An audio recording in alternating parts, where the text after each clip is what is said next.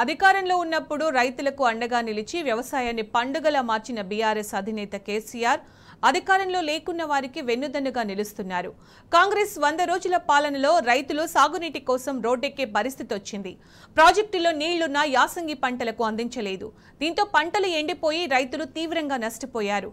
ఈ నేపథ్యంలో రాజకీయాలు పక్కనబెట్టి రైతులకు అండగా నిలవాలని కేసీఆర్ నిర్ణయించుకున్నారు. ఈ మేరకు ఇవాళ కరీంనగర్ జిల్లాలో ఎండిన పంటలను కేసీఆర్ పరిశీలించనున్నారు. రైతులతో మాట్లాడి వారికి ధైర్యం చెప్పనున్నారు.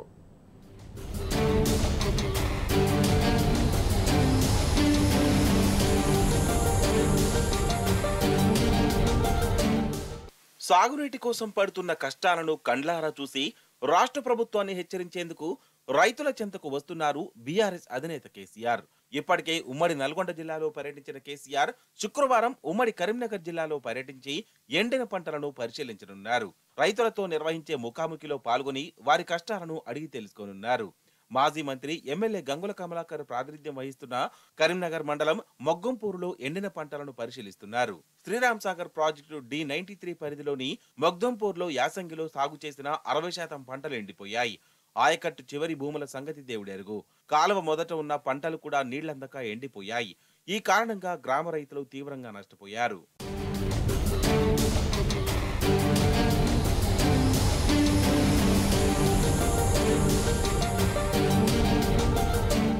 బీఆర్ఎస్ అధినేత శుక్రవారం ఉదయం 8:30 సిద్దిపేట జిల్లా ఎర్రవెల్లిలోని వ్యవసాయ క్షేత్రం నుంచి రోడ్డు మార్గంలో బయలుదేరి 10:30 కరీంనగర్ రూరల్ మండలం మొగ్దంపూర్ చేరుకుంటారు.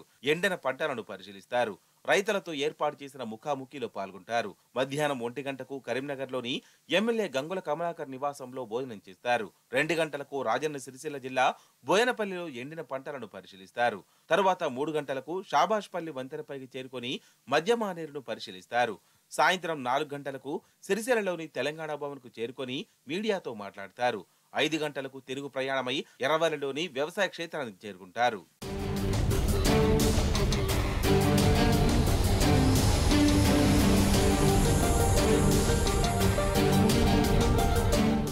ముందు అసలు కరువే లేదన్న కాంగ్రెస్ కేసీఆర్ నల్గొండ ఎంట్రీతో మాట మార్చి కరువు ఉన్నట్లు ఒప్పుకుంది. ఇప్పటికైనా కాంగ్రెస్ నేతలు రైతులను ఆదుకుంటుందా లేక కుంటి సాకులు చెప్తుందో కానీ కేసీఆర్ రాక కోసమైతే కరీంనగర్ రైతులు 1000 కళ్ళతో ఎదురు చూస్తున్నారు.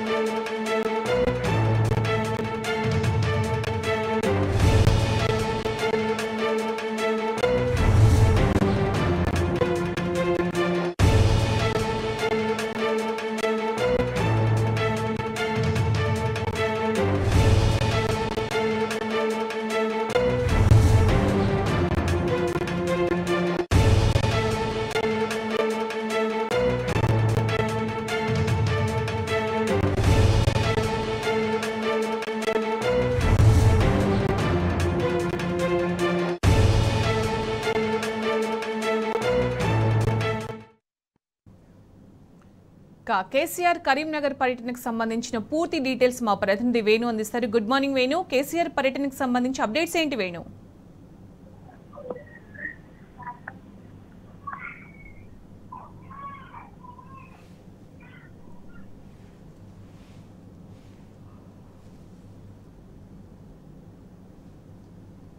వేణు, కేసీఆర్ పర్యటనకు సంబంధించిన అప్డేట్స్ ఏంటి వేణు? కరీంనగర్ పర్యటనకు సంబంధించి పూర్తి డీటెయిల్స్ ఏంటి?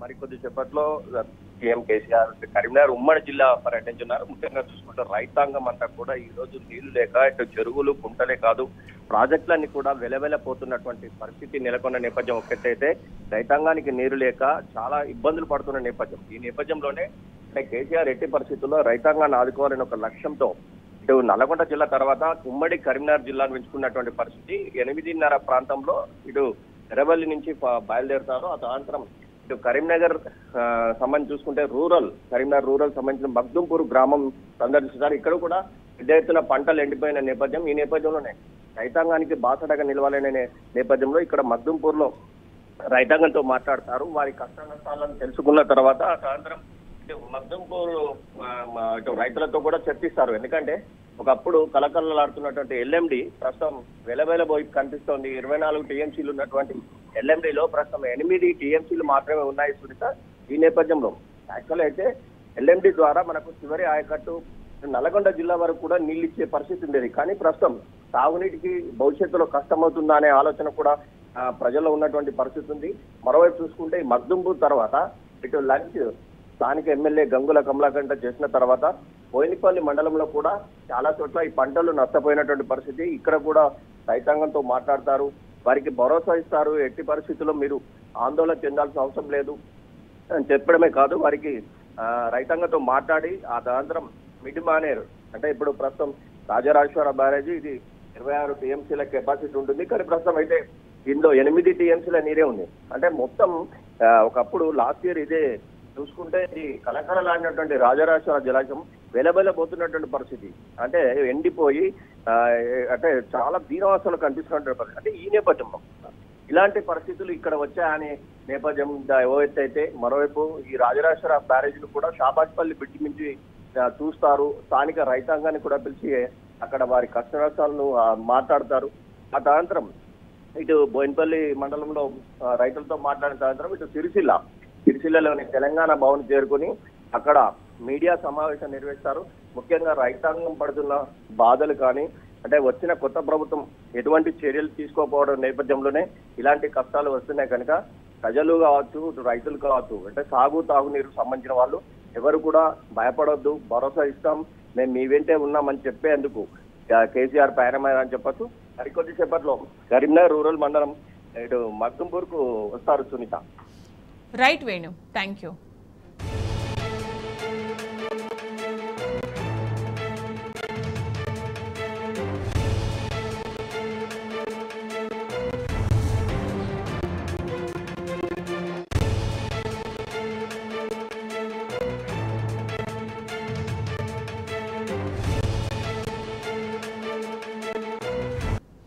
రాష్ట్రంలో సాగునీటి పారకం రేవు తప్పింది. కాంగ్రెస్ సర్కారు సుందిళ్ల బరాజులో ఉన్న నీటి నిల్వను సోయి లేకుండా వృధా చేసింది.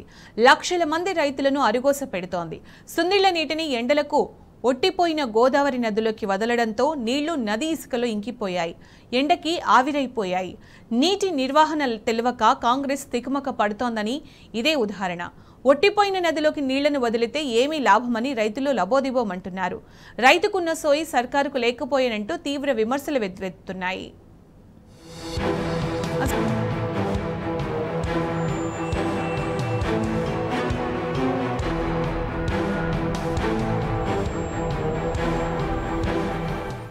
రాష్ట్రంలో సాగునీటి నిర్వహణ అస్తవ్యస్తంగా ఎందుకు తయారైంది అన్న ప్రశ్నకు సుందిళ్ల పరిణామమే పెద్ద ఉదాహరణ.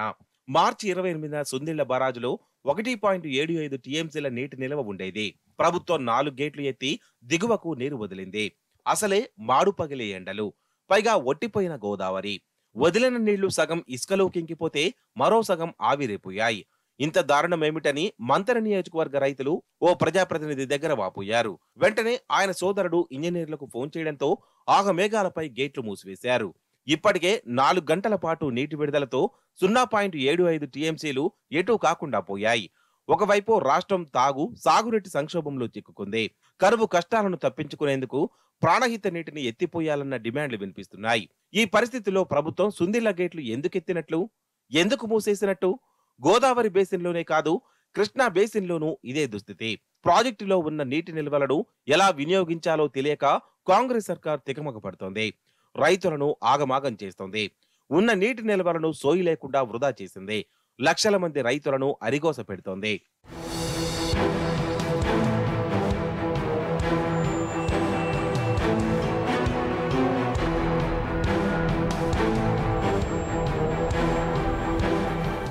అసలు ప్రభుత్వం సుందిళ్ల బరాజ్లోని నీటిని ఎందుకు ఖాళీ చేయాలనుకున్నది ఎవరికి అంతుపట్టడం లేదు.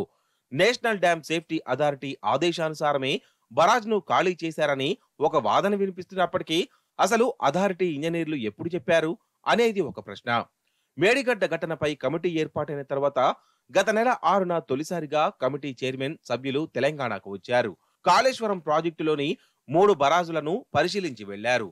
ఒకవేళ అప్పుడే బరాజులను ఖాళీ చేయాలని ఆదేశించి ఉంటే నిన్నటిదాకా ఎందుకు నీటిని వదలలేదన్నది ఇంకో ప్రశ్న. రెండో దఫాగా కమిటీ గత నెల 19, 21 తేదీల్లో హైదరాబాద్కు వచ్చి జలసౌదాలో విచారణ చేపట్టింది. కానీ ఆ సందర్భంగా బరాజులను ఖాళీ చేయాలని ఆదేశాలు ఇచ్చినట్లు లేదు. అలాంటి ఆదేశాలు వచ్చినట్లు ఇంజనీర్లు కూడా చెప్పలేదు.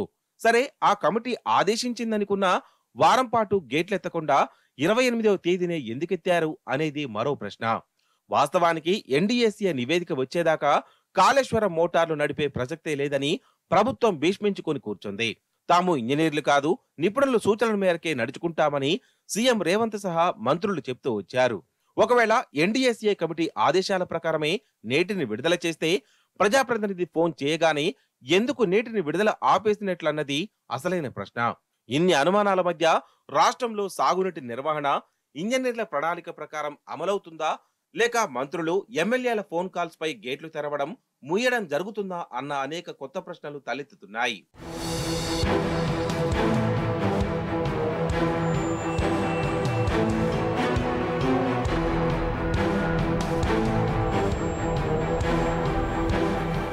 కరీంనగర్ జిల్లా ఇలంతకుంట మండలం అనంతగిరి రిజర్వాయర్ కింది ఆయకట్టు రైతుల్లో ఈ ఏడాది అంతులేని విషాదం నెలకొంది. కాంగ్రెస్ ప్రభుత్వం నిర్వాకంతో వేల ఎకరాల్లో పంట నష్టపోయిన దుస్థితి. అనంతగిరి రిజర్వాయరు అల్లీపూర్, అనంతారం వైపుగా 2 ఫ్రీ ఫ్లో గేట్లు ఉన్నాయి. రిజర్వాయర్ పూర్తిస్థాయి నీటి నిల్వ సామర్థ్యం 3.5 టీఎంసీలు. రిజర్వాయర్ పూర్తిగా నిండిన సమయంలో ఆ ఫ్రీ ఫ్లో గేట్ల ద్వారా దిగువన ఒకవైపు రేపాక పెద్ద చెరువు, మరోవైపు అనంతారం చెరువు, అక్కడి నుంచి రహీంఖాన్పేట చెరువు, ఇలా గొలుసుకట్టు చెరువులకు నీళ్లు వదిలేవారు. అదేవిధంగా బిక్కవాగులోకి నీటిని వదిలిపెట్టేవారు. తద్వారా వాగు చుట్టుపక్కల ఉన్న 10 గ్రామాల్లో గొలుసుకట్టు చెరువుల కింద వేల ఎకరాల్లో పంటలు సాగయ్యేవి. కాళేశ్వరం ప్రాజెక్టు ప్రారంభించిన నాటి నుంచి దాదాపు 5 ఏళ్లుగా 2 పంటలకు పూర్తి భరోసా లభించింది. కానీ ఈ ఏడాది కాళేశ్వరం ఎత్తిపోతలు లేవంటూ సర్కార్ చెరువులను నింపలేదు. కాంగ్రెస్ అధికారం చేపట్టిన నాటికి మధ్య మానేరులో 18 టీఎంసీలకు పైగా నీళ్లు ఉన్నాయి. అన్నపూర్ణ పంప్ హౌజ్ లో కూడా 2.5 టీఎంసీల జలాలు ఉన్నాయి. మధ్య మానేరు జలాశయం నుంచి అదనంగా 1 టీఎంసీని ఎత్తిపోస్తే ఫ్రీ ఫ్లో గేట్లు పనిచేసేవి. కొద్ది మొత్తంలో నీటిని విడుదల చేసి చెరువులను నింపితే ఇప్పుడు అక్కడ పంటలు ఎండిపోవాల్సిన దుస్థితి వచ్చేది కాదు. కానీ ప్రభుత్వం ఆ పని చేయలేదు. అన్నపూర్ణలో ఉన్న జలాలను రంగనాయక సాగర్ కు తరలించింది. వెరసి ఇప్పుడు అన్నపూర్ణలో 0.87 టీఎంసీలు మాత్రమే ఉన్నాయి. ఇక మధ్యమానేరులో ఇప్పుడు 7.7 టీఎంసీల జలాలు ఉండగా అందులో ఎస్ఆర్ఎస్పీ ఆయకట్టు కోసం నీటిని దిగువకు విడుదల చేస్తున్నారు. మొత్తంగా ప్రభుత్వం అవగాహన రాహిత్యంతో అనంతగిరి కింది ఆయకట్టు ఎండిపోతున్న దుస్థితి ఏర్పడింది.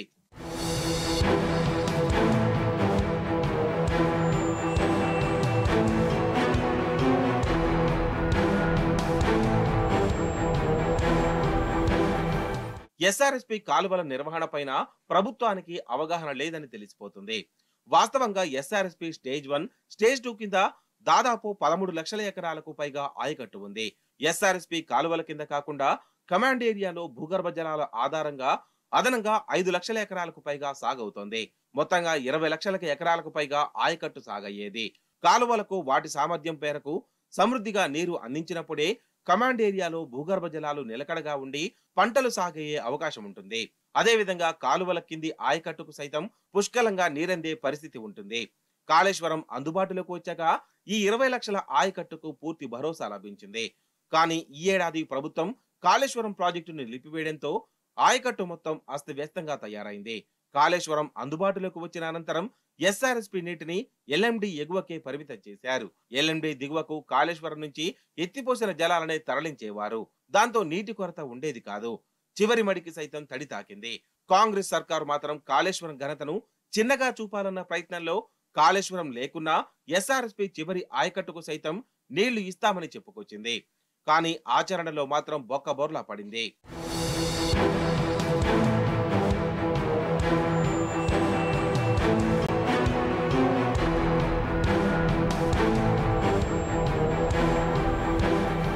కాంగ్రెస్ అధికారం చేపట్టిన నాటికి ఎల్ఎండి, ఎస్ఆర్ఎస్పీ, ఎంఎండిలో కలిపి 100 టీఎంసీలకు పైగా నీళ్లు అందుబాటులో ఉన్నాయి.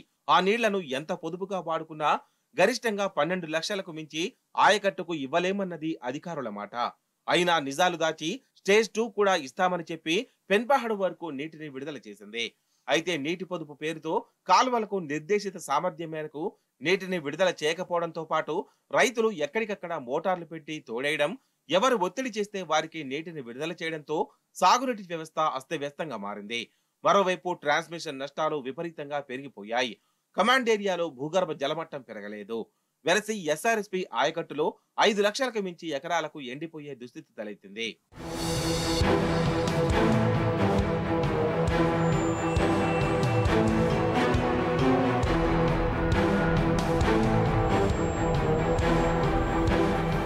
నీటి నిర్వహణపై కాంగ్రెస్ ప్రభుత్వానికి ఏమాత్రం అవగాహన లేదని చెప్పడానికి ఎస్ఆర్ఎస్పీ కాలువలు, అన్నపూర్ణ రిజర్వాయర్, సుందిళ్ల బరాజ్ ఘటనలే ఉదాహరణలుగా నిలుస్తున్నాయి. కమాండ్ ఏరియాలో నేల పొడిబారక ముందే నీటిని విడుదల చేస్తే నీటి సరఫరా నష్టాలను గణనీయంగా తగ్గించే అవకాశం ఉంటుంది. కానీ ప్రభుత్వం ఆ పని చేయకుండా భూగర్భ జలాలు అడుగంటిన తర్వాత, కాలువలు పొడిబారిన తర్వాత నీటిని విడుదల చేయడంతో ట్రాన్స్మిషన్ నష్టాలు విపరీతంగా పెరిగాయని రైతులు వివరిస్తున్నారు. ప్రభుత్వానికి ఒక ప్రణాళిక అంటూ లేదని నిప్పులు చెరుగుతున్నారు.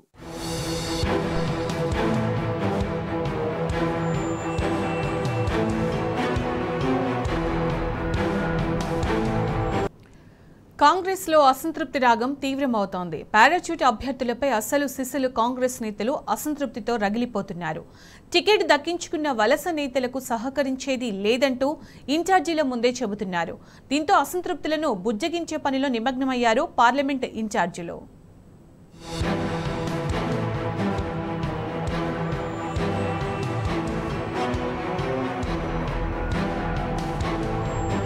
పార్లమెంటు ఎన్నికల్లో గెలిపే లక్ష్యంగా వలస నేతలకు టికెట్లు ఇచ్చింది కాంగ్రెస్ పార్టీ. అందులో భాగంగా ఇప్పటి వరకు 5గురు వలస నేతలకు టికెట్లు ఇచ్చింది అధిష్టానం. అయితే వారందరిపై స్థానికంగా అసంతృప్తి వ్యక్తం చేస్తున్నారు కార్యకర్తలు. కొందరు బాహాటంగానే తమ అసంతృప్తిని వ్యక్తం చేస్తున్నా మరికొందరు మాత్రం లోపల ఆవేశంతో రగిలిపోతున్నారు. అందుకు ప్రధాన కారణం 10 ఏళ్లు పార్టీ కోసం కష్టపడ్డ వాళ్లు కొందరైతే, మరికొందరు వారి వల్ల అనేక రకాలుగా ఇబ్బంది పడ్డవాళ్లున్నారు. ఇంకొందరు ఎంపీ టికెట్ పై గంపెడాశలు పెట్టుకున్న వాళ్లు, వారిని నమ్ముకున్నోళ్లు కోపంతో ఊగిపోతున్నారు. బయటకు వచ్చి విమర్శించాలి అన్న కసి మెజారిటీ నాయకుల్లో ఉన్నా పార్టీ అధికారంలో ఉండడం చూసి రాలేకపోతున్నారు.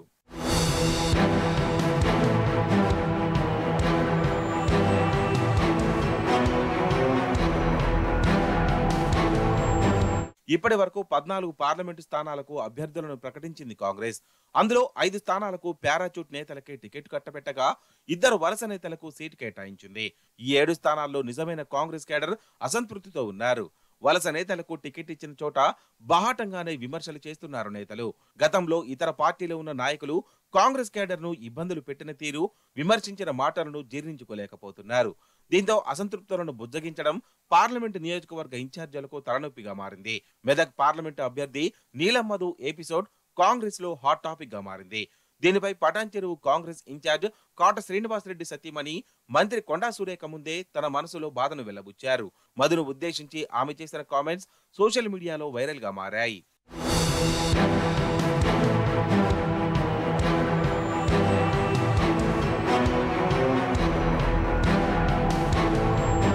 అటు పెద్దపల్లి, వరంగల్లోనూ అసంతృప్తులతో కాంగ్రెస్ కు తలనొప్పిగా మారింది.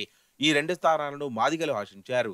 అయితే పెద్దపల్లి మాల సామాజిక వర్గానికి చెందిన వంశీకి ఇవ్వగా వరంగల్ టికెట్ ను వలస వచ్చిన కడియం కావ్యకు కేటాయించారు. దీంతో మాదిగలు కాంగ్రెస్ పై ఆగ్రహంతో రగిలిపోతున్నారు. పెద్దపల్లిలో ఊట్ల వరప్రసాద్ కు టికెట్ ఇవ్వకపోవడాన్ని నిరసిస్తూ మాదిగలు నిరసన దీక్ష చేశారు. దీంతో స్వయంగా సీఎం రేవంత్, మంత్రి శ్రీధర్ బాబు రంగంలో దిగి వరప్రసాద్ ను బుజ్జగించారు. అటు వరంగల్ టికెట్ పై హోప్స్ పెట్టుకున్న వారంతా కడియం కావ్యకు సహాయ నిరాకరణ చేసేందుకు రెడీ అవుతున్నారు.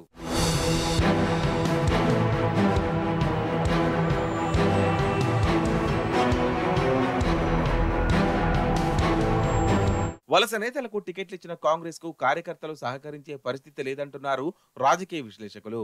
దీంతో ఆయా స్థానాల్లో గెలుపుపై కాంగ్రెస్ హైకమాండ్ డైలమాలో ఉన్నట్లు తెలుస్తోంది.